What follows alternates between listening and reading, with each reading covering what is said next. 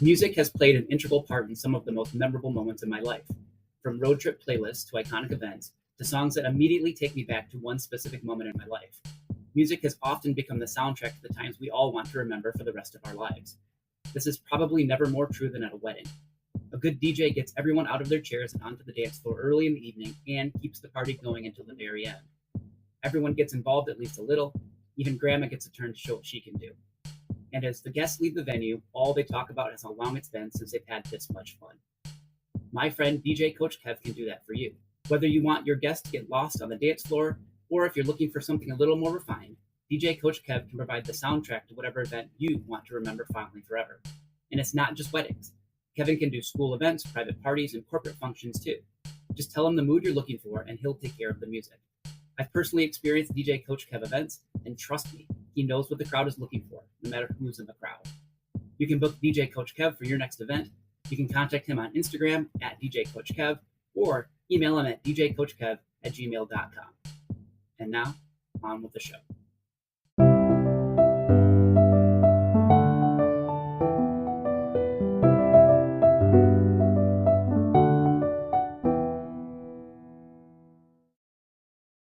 This is Lessons We Forgot, and this episode is called Singular. There are some places on Earth that are truly singular. There's nowhere else on the planet quite like them.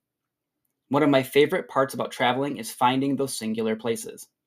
Whether it's the vastness of the Grand Canyon, the power of Niagara Falls, or the surreal beauty of a desert filled with Joshua trees. Experiencing those unique and peculiar parts of the world make you realize just how special they are. We are lucky to have so many places in our country that fit that description. And when you find one, it's nearly impossible not to sit back and take it all in. At first, when you see the Grand Canyon, it's exactly what you think it's going to be. It looks exactly like it does in the pictures. But it's so much bigger than any picture can show you. It seems like it just goes on forever. And when you see birds soaring majestically, 1,000 feet below you, the massive scale of it is almost overwhelming. The Niagara Falls are a similarly famous natural wonder. Though to get the best view, you'll want to be on the Canadian side of the falls. Right now, you might be picturing an old-timey photograph of someone going over the falls in a barrel, or maybe you're thinking about your favorite episode of The Office. And when you see it up close, it once again looks exactly like what you think it will be. But it's not the sight of the falls that are most impressive to me, it's the sound. I'm not sure there is a perfect word to describe it. It's not really like a roar or a crashing sound. When you get up close, it's almost like all the sounds are happening at once, or like someone plugged in their white noise machine to the biggest set of speakers on the planet. I never thought I'd be a desert person, but I think I'm becoming a desert person. On one spring break trip, my wife and I visited Joshua Tree National Park, and like the others, Joshua trees look exactly the same in person as they do in the pictures. In the park, there are lots of trails, so you can just walk around and see them right up close if you want to. But the most breathtaking part is not seeing one, it's seeing an entire forest in the middle of the desert with no one else around. It's so quiet, you can't really hear anything, but maybe the wind.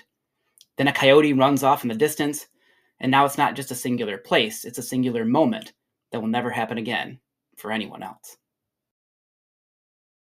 You will not believe what she said in class today is something we hear all the time at school. We share stories about the craziest, the meanest, the silliest, and the grossest things that have ever happened to us. And just when we think we've seen it all, one of our students does something that sets a new all-time high.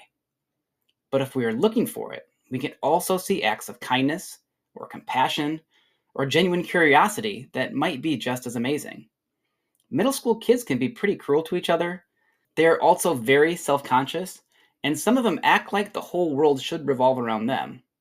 Honestly, it's a pretty toxic situation that we have to deal with.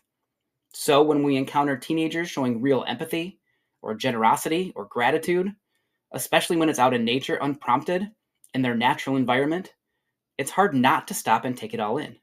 I got to experience that a little while ago. I was still feeling pretty good and very appreciated from the previous week at school, but getting an email from a former student, one that was short and simple, yet touching and profound, well, it stopped me in my tracks. It pretty much followed the exact same format as you're picturing from an email like that. But the way she described her experience in my class, and how perfectly it matched what I still want it to be for all of my students today, now that was really powerful. Of course, I couldn't just move on to the next thing on my to-do list. I read it over and over again, really trying to take it all in. Thinking about the massive scale of what we do every day became quite overwhelming for me.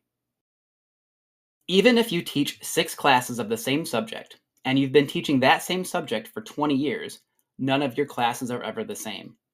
The mix of students, the time of day, that one kid, and even the current political climate can make a huge difference in what you'll experience in the 36 weeks you are together. A bad combination of students, even if it's just 2 of them, can sour a group. Sometimes a combination that is too good can make the whole class all about them, leaving the rest behind. But the uniqueness of our classes offers us something that we might take for granted. We get to experience an amazing number of singular moments in our days here at school. Sure, we might be going over the same pages, solving the same problems, and doing the same experiments all day. You might think your classes are going to look exactly the same, but we know that's not how it really happens. Even after years of doing the same project, one group finds a way to make it unique and awesome. They made it 3D. No one ever made it 3D. They relate something from the real world with your lessons that you never thought of. Yeah, you're right. That is just like what they did in Star Wars. I'm totally going to use that. You make a connection with a kid who you thought you had nothing in common with. Wow, your parents have really good taste in music. They taught you well. When we find those singular moments, it's important to recognize them and to see them for what they are. Even if we teach the same class for the next 200 years, we'll keep having those unique experiences.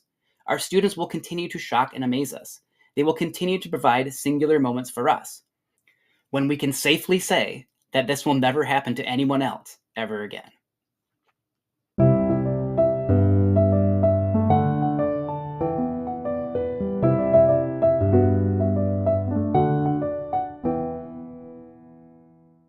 Thank you for listening to this week's episode of Lessons We Forgot.